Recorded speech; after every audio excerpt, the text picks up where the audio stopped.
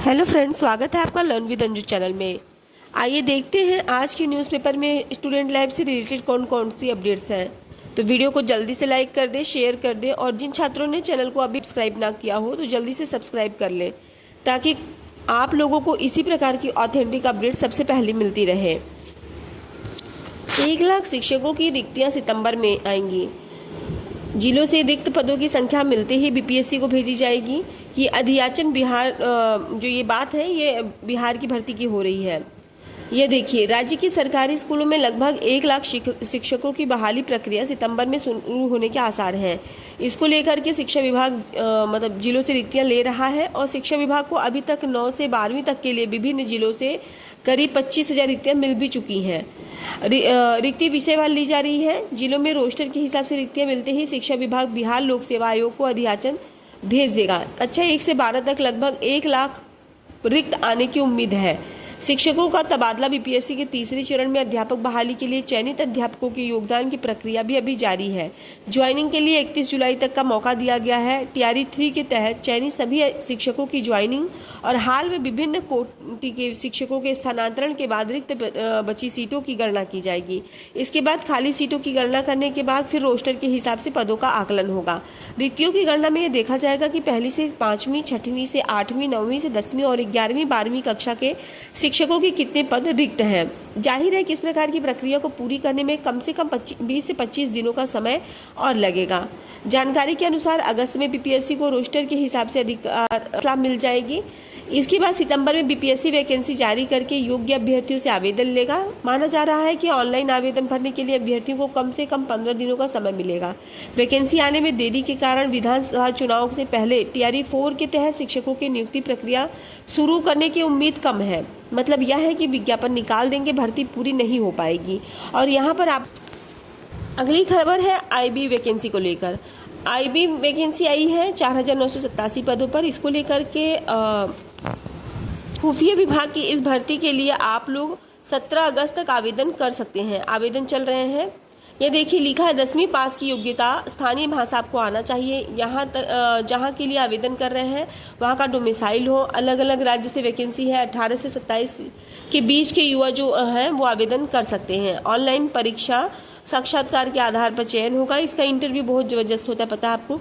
गृह मंत्रालय की वेबसाइट पर जाकर के आप लोग आवेदन कर सकते हैं। अगली खबर है एलटी ग्रेड शिक्षक भर्ती को लेकर के।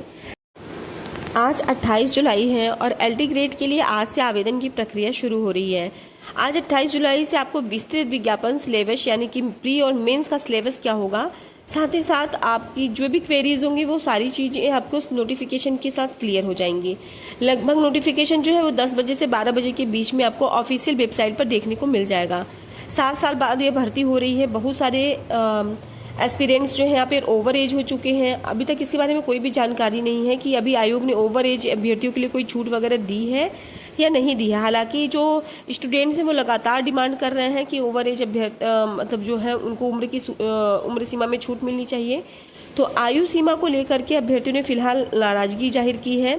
अधिकतर आयु सीमा में छूट देने की मांग चल रही है और अभ्यर्थी इसके लिए आंदोलन भी कर रहे हैं। फिलहाल देखते हैं यहाँ पर क्या है क्या नहीं है। आपको अपनी बात रखनी भी चाहिए।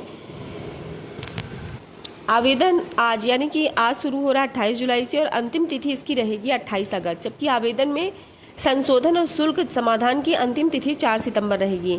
अब देखो, यहाँ पर आप एक गेस भी कर सकते हैं कि आखिर एलटी ग्रेड के बारे में आपका कैलेंडर जो जारी हुआ है तो कैलेंडर परीक्षा तिथि के बारे में कोई भी उल्लेख नहीं है। तो परीक्षा कब तक हो जाएगी, यहाँ पर 7 सितंबर मान के चलिए, 4 सितंबर की लास्ट डेट फीस वगैरह जमा करने की है। अगर आयोग बहुत तेज़ी से तैयारी करेगा तो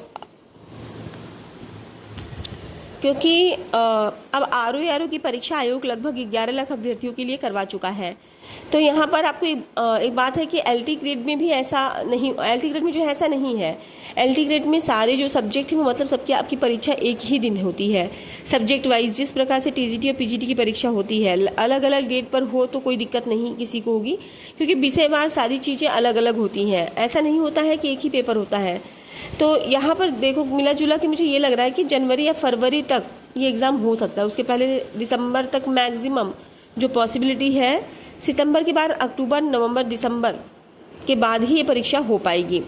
तो आप मान के चलिए कि जनवरी में आपकी जो है प्री की परीक्षा हो सकती है, मात्र संभावना है। मतलब ये है कि अगर अभी से तैयारी स्टार्ट करें तो अभी आपकी जुलाई चल रही है, जुलाई खत्म होने के बाद अगस्त, सितंबर, अक्टूबर, नवंबर, दिसंबर, लगभग 4 से 5 महीने का समय आपके पास है। और यहाँ पर जो जीएस वगैरह है वो काफ़ी अच्छे स्तर के पूछे जाते हैं। आयोग के बारे में आप यह बिल्कुल भी नहीं कह सकते हैं कि किस प्रकार का पैटर्न जो है आयोग आएगा। अगर बात करें आरओ की कट ऑफ को लेकर के, तो कट ऑफ जो रहेगी 125 प्लस ही रहेगी। मतलब 125 से ऊपर 130 प्लस भी जा सकती है। वीडियो अगर आपको अच्छा लगा हो तो फिर से आपको बता दूं कि लाइक ज़रूर करिएगा। पूरा वीडियो सुनने के लिए बहुत बहुत धन्यवाद। आपका दिन शुभ हो।